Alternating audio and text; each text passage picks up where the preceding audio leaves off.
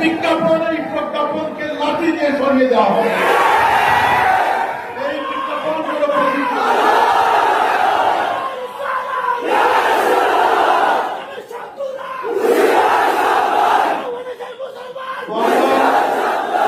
মঙ্গল শোভাযাত্রা আমাদের সংস্কৃতির অঙ্গ। এটা বলা হয় নাস্তিকদের মঙ্গল। আমরা যদি নববর্ষ পালন করতে হয় আমরা মিলাদ করবো, আলোচনা সভা। আমরা বাংলা নববর্ষকে আমরা অন্যভাবে আমরা স্বাগতম জানাবো, মুসলমানি পদ্ধতিতে স্বাগতম জানাবো।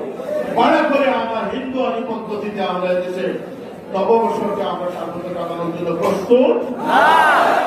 আমি জিম্মাদারি দায়িত্বশীলতার সাথে বলতেছি, সরকার, জনগণ, দায়িত্বশীল শিক্ষা মন্ত্রণালয় সকলের উদ্দেশ্যে বলতেছি যে এই প্রজ্ঞাপন রুদ্ধ করা হোক, বাতিল করা হোক। রমজানের দিনে রোজাদার মুসলমান বাচ্চারা এই মূর্তি পূজকদের আমদানিকৃত রপ্তানিকৃত এই মঙ্গল শোভাযাত্রা করবে না, করবে না, করবে না। জিম্মাদারি গ্রহণ করবে।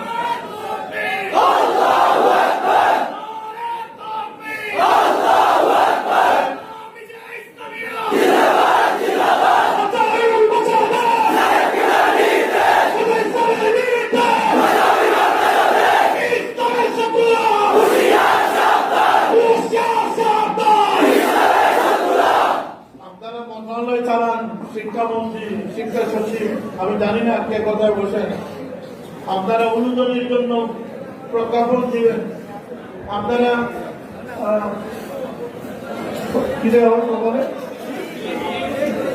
সিঁদুর, আপনারা সিঁদুর দেওয়ার জন্য বলবেন। আরো কয়েকদিন পরে বলবেন যে কাপড় খুলে হাঁটার জন্য। আরো কয়েকদিন পরে বলবেন যে কুকুরের সাথে রিপিট ঢুকেদার করার জন্য। আপনাদের এই পাগলামির সাথে জনগণ একমত না। জনগণের মাথা এখনো ঠিক আছে। এই দেশের ৯২% মুসলমানের ৯২% রোজাদার অবস্থায়। এই দেশে এই পাগলামি সাগলামি চলবে না। কোনো পাহাড় জঙ্গলে যাদের খাই আছে তারা চলে যান। কোনদিনই বাংলাদেশে কখনো এই মঙ্গল শোভাযাত্রা হবে না। যদি হয় তাহলে আরেকবার বদলের যুদ্ধ হচ্ছে। আমি বদলের যুদ্ধ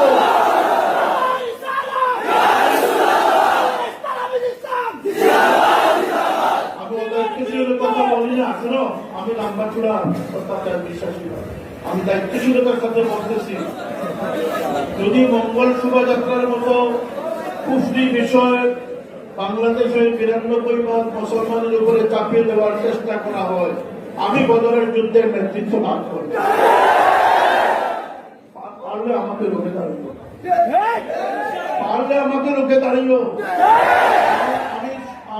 আমি পরামর্শ দিচ্ছি, ভালো চেয়ে পরামর্শ দিচ্ছি, এই ধরনের পাগলামি, নষ্টামি, নাস্তিকতা পূর্ণ এই সমস্ত প্রজ্ঞাপনকে উল্টো করে নেবে। না হলে জুতা পেটা দিয়ে তোমাদের। আমি লম্বা কথা বলি না, আমি জিম্মাদারির সাথে যা বলেছি সব কথা বলে আমার কথা দীর্ঘায়িত করছি না। বদরের যোদ্ধা সাহাবীদের সম্পর্কে আল্লাহ বলেছেন, তাদেরকে ক্ষমা ঘোষণা করেছেন।